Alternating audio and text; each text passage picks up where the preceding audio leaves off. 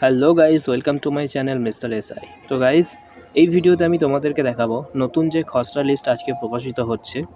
তো সেই লিস্ট ছাড়া যাদের নাম বাদ গেছে, অর্থাৎ নতুন ভোটার যে খসড়া লিস্ট প্রকাশিত হয়েছে সেই লিস্ট থেকে যাদের নামগুলো বাদ গেছে, যে সমস্ত লোকেদের ভোটার কার্ডের নামগুলো বাদ গেছে, তাদের নামটা তোমরা কিভাবে চেক করবে সেটাই আজকের এই ভিডিওতে আমি তোমাদেরকে দেখাবো। তো চলো দেরি না করে শুরু করি আজকের ভিডিও।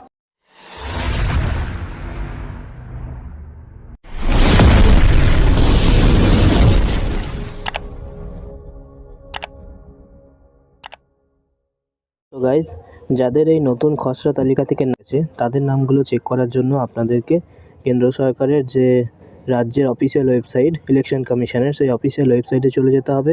সেখানে একটা আলাদা পেজ বানিয়ে দিয়েছে, ঠিক আছে? যেই পেজের মধ্যে শুধুমাত্র যাদের নাম বাদ গেছে তাদের লিস্টটা ডাউনলোড করা যাচ্ছে। তো এই ভিডিওতে আমি সেটাই আপনাদেরকে দেখাবো।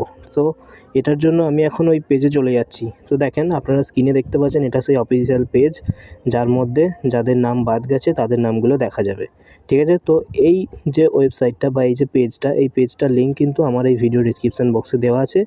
আপনারা সেখান থেকে সেই লিঙ্কে ক্লিক করলে সরাসরি এই ওয়েবসাইটে পৌঁছে যাবেন, ঠিক আছে? তো এখন এখানে দেখুন তিনখানা অপশান আপনারা দেখতে পাচ্ছেন: সার্চ বাই এপিক নাম্বার, তারপরে ডাউনলোড এএসডি লিস্ট, ঠিক আছে? তারপরে download list for BLO BLA minutes, ঠিক আছে? তো এখন দেখো, তোমরা যদি নিজেদের এপিক নাম্বার অর্থাৎ নিজেদের ভোটার কার্ডের নাম্বার দিয়ে সার্চ করো তাহলেও চেক করতে পারবে তোমার নাম আছে কি নেই, ঠিক আছে, বা বাদ গেছে কি না।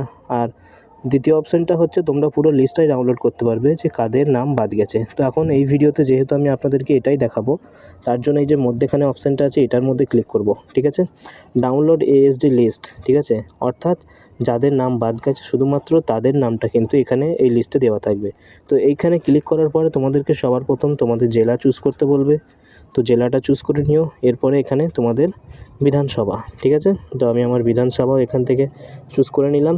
এরপরে চুজ করার সাথে সাথে তোমরা দেখবে এই বিধানসভার আন্ডারে যতগুলো বুথ আছে সব বুথের নামগুলো সিরিয়াল অনুযায়ী শো করবে, ঠিক আছে? আর পাশে তোমরা ডাউনলোড বলে বাটন পেয়ে যাবে। তো এখন তোমাদের বুথের যে নাম্বার, সেই বুথের নাম্বার অনুযায়ী তোমরা লিস্টটাকে ডাউনলোড করে নিও, ঠিক আছে?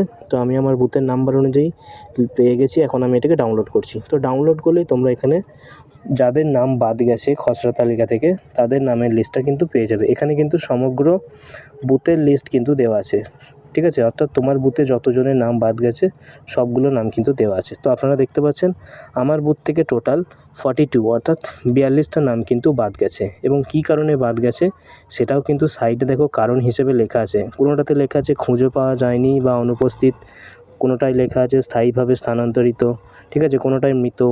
তো কী কারণে নাম বাদ গেছে সব কিন্তু লেখা আছে এখানে, ঠিক আছে? আশা করছি আপনারা বুঝতে পেরেছেন। তো এই পর্যন্ত যদি কোনো সমস্যা থাকে লিস্টটা ডাউনলোড করতে, আপনারা আমাকে কমেন্ট করে জানান, আমি আপনাদেরকে সাহায্য করব। এর পরের ভিডিওতে আপনাদেরকে দেখাবো ড্রাফট লিস্টটা কীভাবে ডাউনলোড করবেন, ঠিক আছে? নিজের নাম আছে কি না সেটা কীভাবে চেক করবেন, ঠিক আছে? যদিও আপনারা এই লিস্টটা ডাউনলোড করে এই নাম কয়টা চেক করে নিলে আপনারা বুঝে যাবেন যে আপনাদের নাম আছে এখানে। এই লিস্টে যদি আপনার নাম না থাকে তাহলে বুঝে যাবেন যে আপনার ড্রাফট লিস্টে নাম আছে, অর্থাৎ আপনার নাম কিন্তু বাদ যায়নি।